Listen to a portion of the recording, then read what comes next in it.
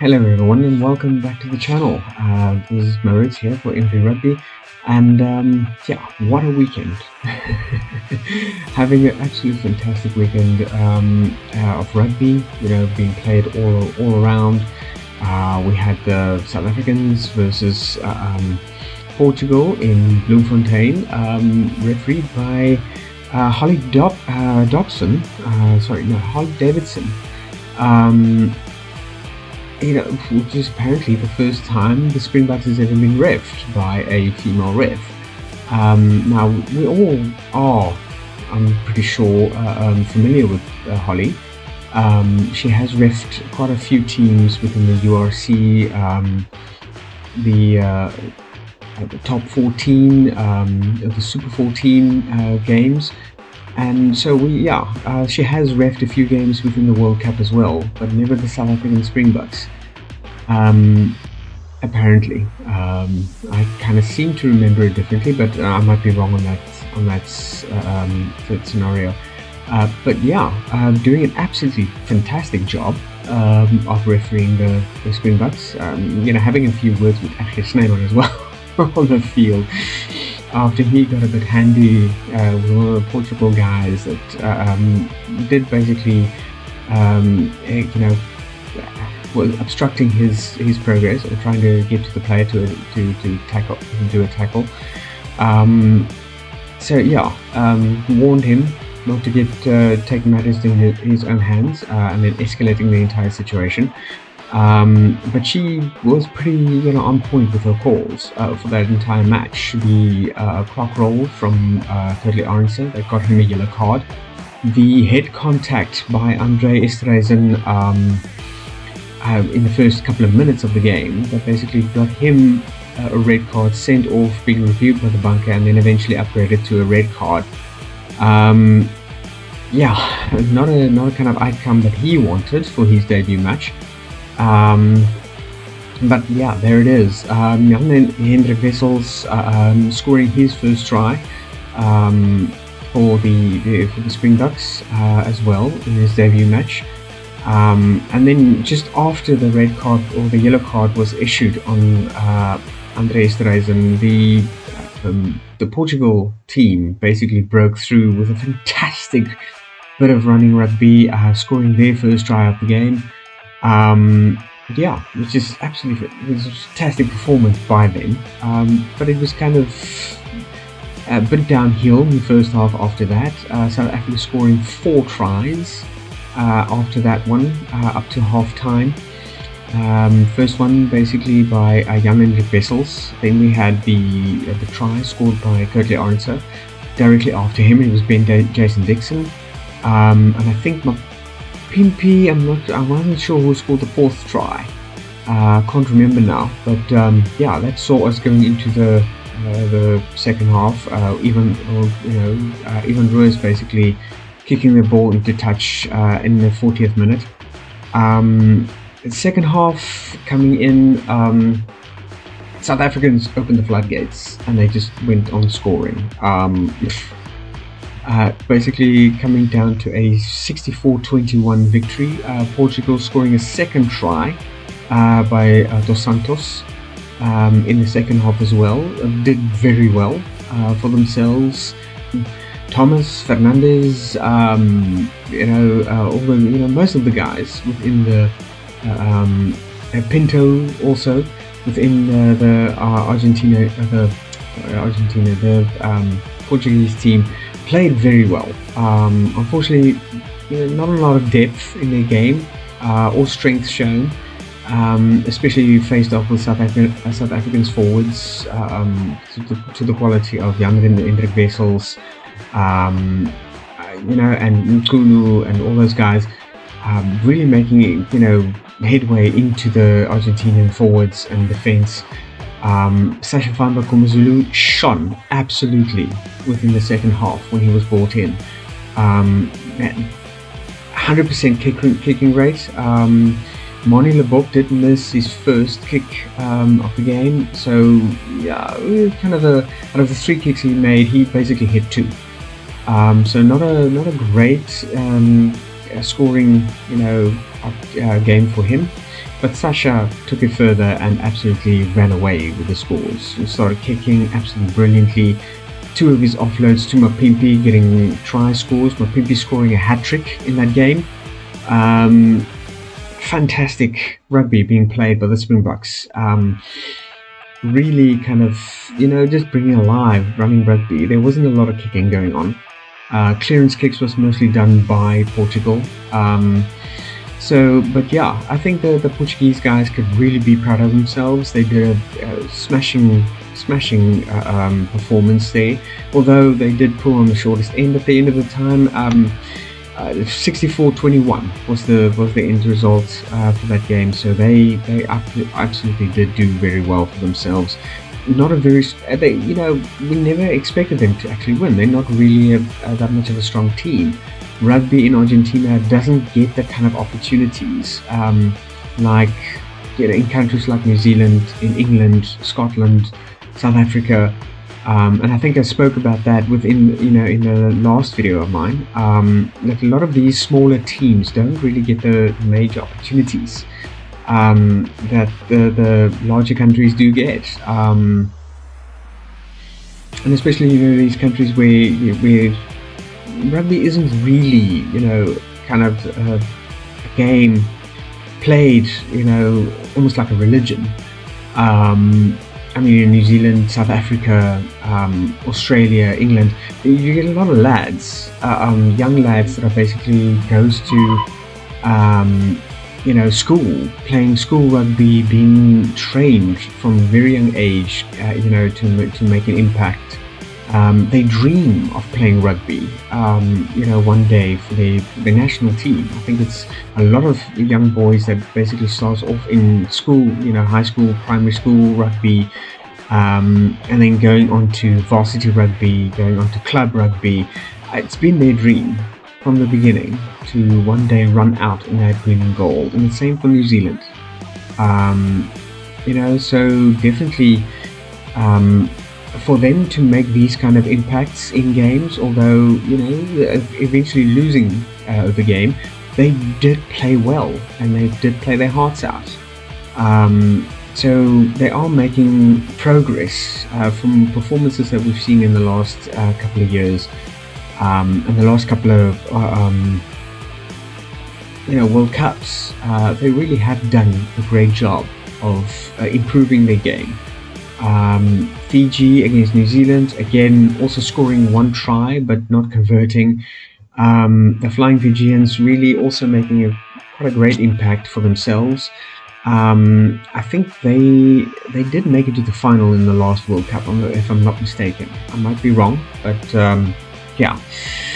Unfortunately not making it against New Zealand, but I'll talk about that a bit later.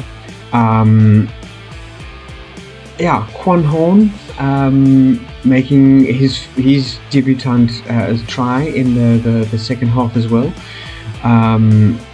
Portugal scored 3 tries in that entire game. So yeah, they really did improve a lot over the years. Making an impact against a team like the Springboks is no small feat for a country like Argentina.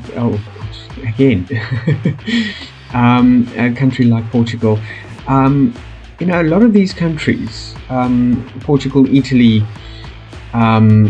Uruguay, their soccer, I think, is a bit more important to them than rugby.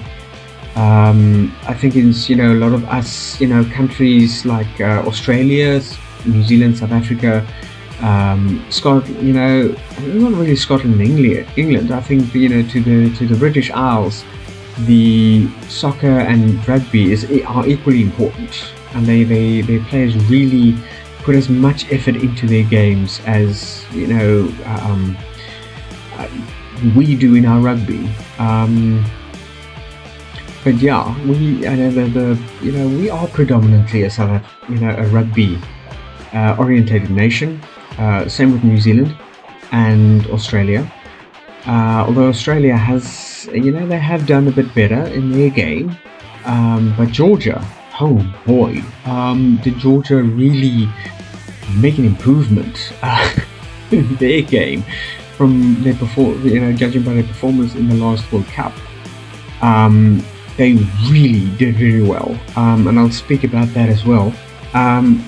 Yeah, like I said, Mapimpi scoring a hat-trick, also doing very well for themselves, but definitely player to look out for.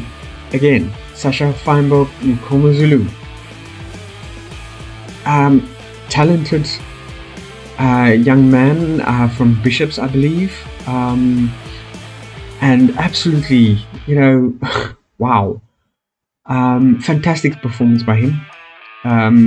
Really did very well, and I think if Rassi doesn't take notice, then seriously he should. Australia versus Georgia.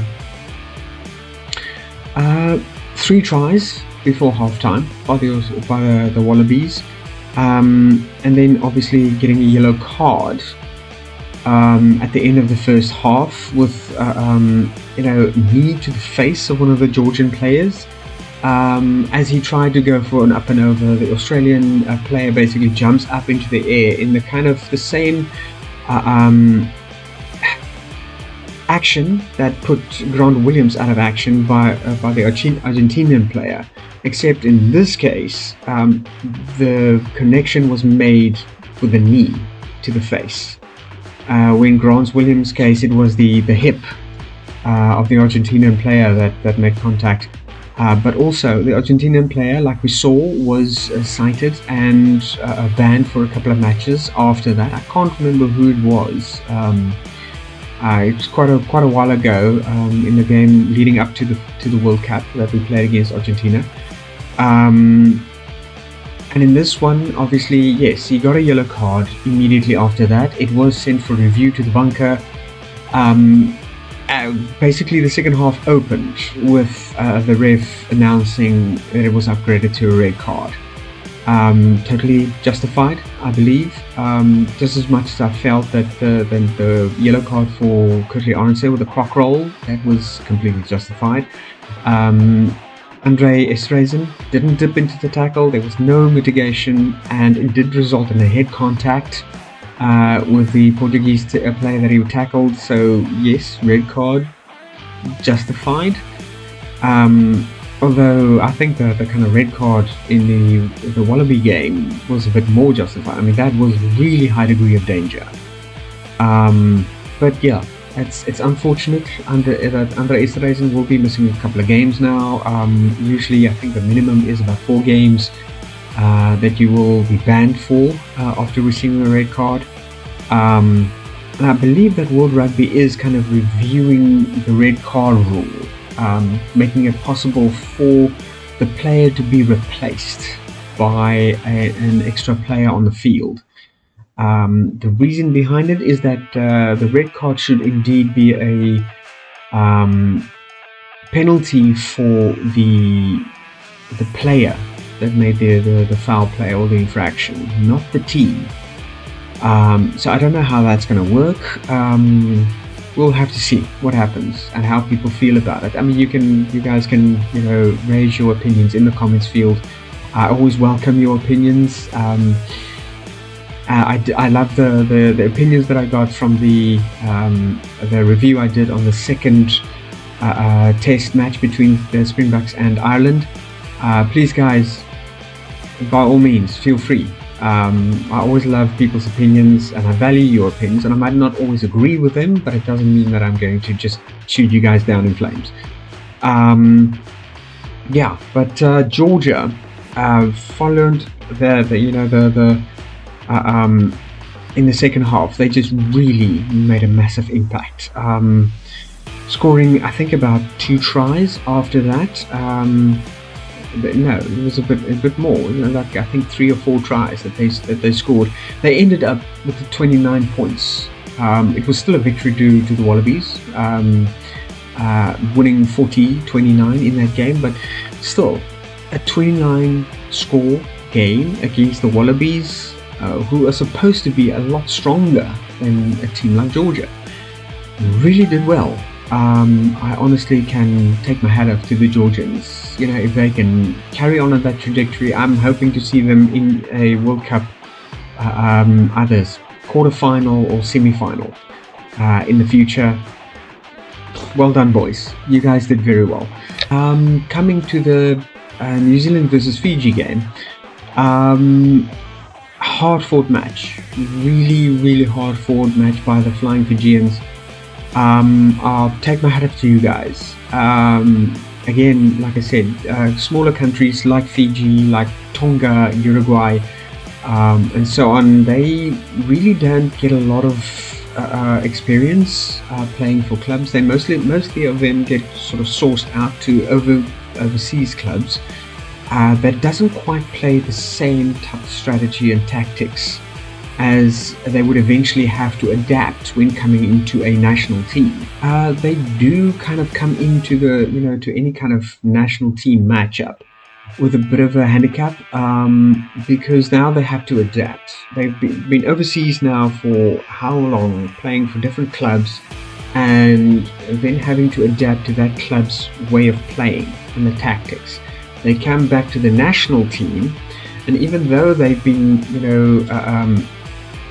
coached by a New Zealand coach, they now have to learn almost a whole new way or style of playing, and some of them just you can't expect them to just adapt that quickly. Whereas you get South Africa, you get New Zealand, you have Australia, England, and them playing for several clubs for their own country, and they're kind of playing similar styles to one another, whether they're playing for England or they're playing here in South Africa or they're playing in New Zealand or whatever. They come back to their national teams and they kind of just fall into it. There's not a lot of changes happening, especially if you look at South Africa, you look at New Zealand.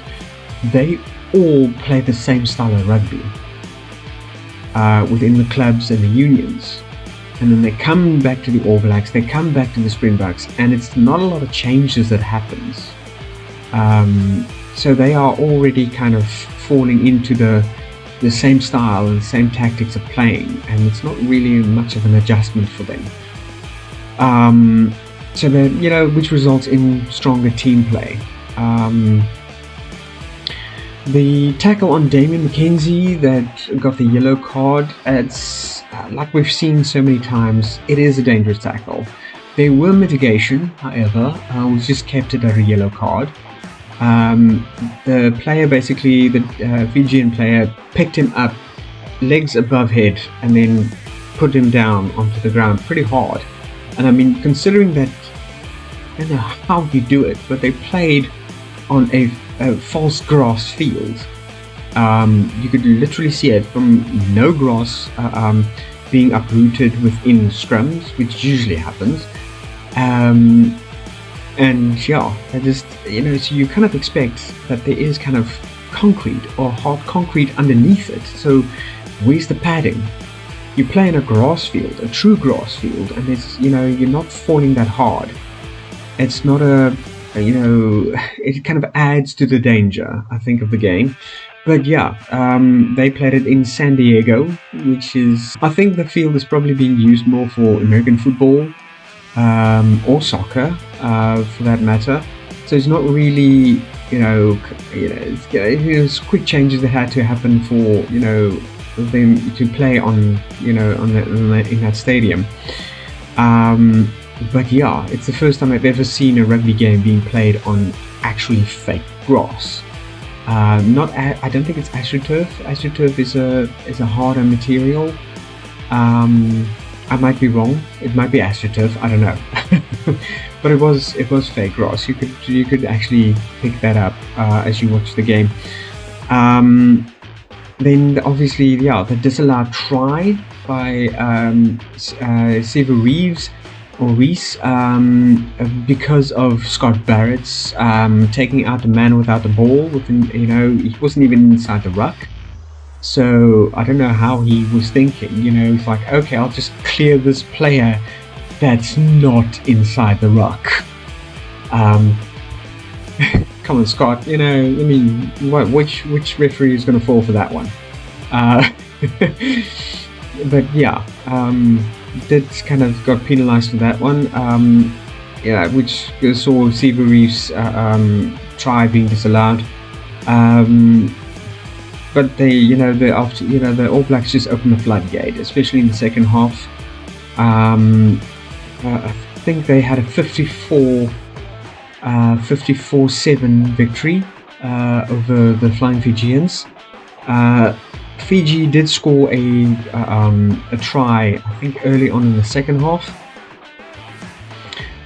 Fantastic try by them, but unfortunately it was an unconverted try. So they only about 5 points, and that was the only try scored for them that entire game. There was a second try attempt in the second half, but unfortunately the player lost the ball before grounding it. He lost control of the ball before grounding it, and it was disallowed. So rotten luck for the Fijians there, but they played well. They played really well. Wallace TT coming on in the second half, making a strong impact and a strong game for a very limited time. Coming on, I think, the 60th minute in the game. So he had like about 20 minutes to really, make his mark on the game. And I think he did. He really made an actually fantastic game for himself. There was, I think, 2, tackles that he looked like it was, oh my God, it was seriously sore. I think the one was on Siva Rees, or either Siva Rees or Caleb. That was like tackled with his neck into the ground. It was a legal tackle though, nothing untoward or foul play on the Fijian side, so there was no penalty for that. There was also a tackle on Damien McKenzie that really looked like it was very painful. But yeah, the Fijians played their hearts out. They played a strong game. Unfortunately, their defense just wasn't enough to stop the black flood of the All Blacks. Argentina versus Uruguay. Now the Argentinians really took Uruguay to task and took them to school that entire game. Man, the Argentinians played a strong game, really good running rugby, keeping the ball moving, always on the attack. The Uruguayans did manage to score one try, which they unfortunately could not convert. And then it was just all Argentina all the way. The Uruguayans scoring their try at the end, only the end of the first half. As I think it was on the 44th minute in the game that they scored. But Argentina basically scored a 79-5 victory over Uruguay. So not really, again, Uruguay's inexperience basically coming forward. Argentina obviously having a lot more experience, being, I think, the kind of weaker team of the Southern Hemisphere. But they have come a long way in the years that they've now been active, making it to the World Cup. And they really have improved their game. I'd like to think that Augusta Creevy had quite a bit of impact with that. But that, I'm a Creevy fan. I mean, I think he really did make a huge impact in the Argentinian Argentinian rugby, captaining the team for many years. He's also sadly now retired from the game, but yeah, I think there's a lot more talent within the Argentinian team that can really come forward and make just add to the game, the marvel and fantastic game that rugby is, that we all have become a fan of, really. So yeah. That is basically the major points in the lineups of this current weekend. We're looking forward to the next weekend. I think we are facing Australia next this coming weekend. So yeah, it's going to be South Africa again. Hoping Rassie put our strongest players forward. Although you're judging by the performance by Apelele Fassi, by put by Pepsi Buthelezi. Lucanio really making a strong comeback into the game as well. Sasha Feinberg, Pomozulu, Mapimpi, these guys all were shining absolutely in this past weekend. All the debutants, Koen Horn, Jan-Hendrik Wessels, really Sasha Feinberg, Pomozulu, really making their marks as well. Ben Jason Dixon, I think, scoring his first try in a Springbok jersey this weekend. So we're hoping that we're going to see a lot more of them. Rassi, maybe have some of those players considered for the game against Australia. We're going to see if Nick White takes another dive this time. I don't think he's ever lived that one down. Still remember the whole kind of mocking going on at the airport, about him and his mustache being brutally, massively brutalized by Van der Klerk. But we'll see what happens this coming weekend. So everybody, yes, please give me your opinions and your ideas. See what you think about this last weekend's games in the comment section, and I'll be seeing you on the next one. Hope you guys keep the bright fires going, the beers on ice as well, and I'll see you then. Peace out.